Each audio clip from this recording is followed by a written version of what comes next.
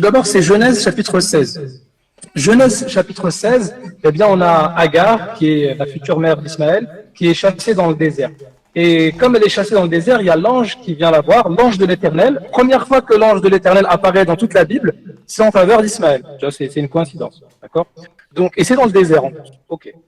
Donc, première fois que l'ange de l'Éternel apparaît, c'est dans le désert en faveur d'Ismaël. Et la dernière fois, bien évidemment, c'est aussi dans le désert d'Arabie pour un descendant d'Ismaël qui est le prophète alayhi salatu wassalam. Et donc l'ange de l'Éternel, il apparaît et il va lui prophétiser à Agar, il va lui prophétiser un enfant et il va même choisir son nom. Et quand on regarde dans la Bible, quand l'Éternel ou bien l'ange de l'Éternel choisit à l'avance le nom de l'enfant qui va arriver, c'est que cette personne-là, eh bien, c'est une personne qui va être importante. Il y a l'exemple de Jésus, l'exemple de Jean-Baptiste, alayhi salatu wassalam. Donc ça, c'est la première fois que l'ange de l'Éternel apparaît, c'est pour prophétiser, annoncer à Agar eh bien, qu'elle va donner naissance à un fils qui devra être appelé Ismaël. Et il lui dit, je multiplierai ta postérité. Elle sera si nombreuse qu'on ne pourra la compter. Il y a un autre passage également, c'est dans Genèse 21. On va prendre rapidement Genèse 21. Qu'est-ce qu'il est dit? Eh bien, c'est encore une fois Agar. D'accord? L'ange de l'Éternel apparaît encore une fois à Agar. Bon, c'est pas dit exactement l'ange de l'Éternel, mais c'est Dieu qui parle ici. Et il y a marqué l'ange de Dieu appelle Agar. Pourquoi? Puisque Ismaël, cette fois-ci, il est déjà né, mais il allait mourir dans le désert. Donc c'est un peu bizarre que l'ange de l'Éternel apparaît et il lui dit, attention, lève-toi, prends l'enfant, saisis-le de ta main, car je ferai de lui une grande nation. Vous imaginez, il y a encore une intervention divine, cette fois-ci non pas pour la naissance d'Ismaël, mais pour pas qu'Ismaël meure.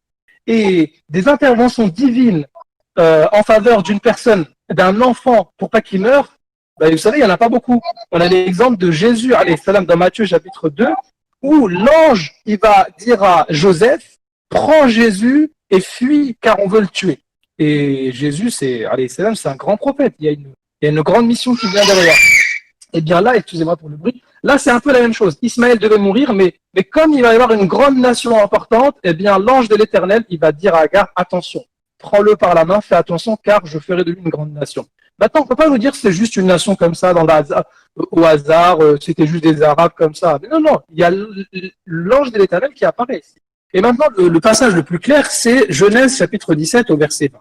Qu'est-ce qui se passe? Eh bien, l'Éternel, il va annoncer à Abraham qu'il va avoir un autre fils. Abraham avait déjà Ismaël, alayhi salam. Mais il va lui annoncer qu'il aura aussi Isaac, Ishaq, alayhi salam. Mais Abraham, qu'est-ce qu'il dit? Eh bien, lui, il lui dit en fait qu'Ismaël, ça suffit. Il lui dit qu'Ismaël vive devant ta face. Mais l'Éternel lui dit, si tu vas avoir un enfant qui sera Isaac, c'est avec lui que je ferai l'alliance et tout. Cependant, à l'égard d'Ismaël, je t'ai exaucé. Autrement dit, l'Éternel exauce la prière d'Abraham. Et qu'est-ce qu'il lui dit? Voici, je le bénirai en faveur d'Ismaël, je le rendrai fécond, je le multiplierai à l'infini, il engendrera 12 princes et je ferai de lui une grande nation. Le début de cette prophétie commence à se réaliser avec Genèse chapitre 25, où on voit les noms des 12 princes. Mais cependant, le fait que la nation se multiplie à l'infini, d'accord, c'est-à-dire se multiplie énormément, ça ne vient qu'avec l'islam. La nation d'Ismaël est devenue une grande nation qu'avec l'islam.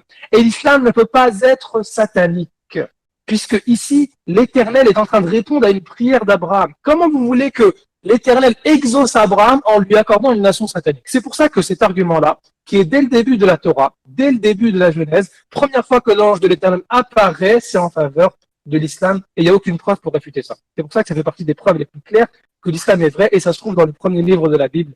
Walillahi alhamd.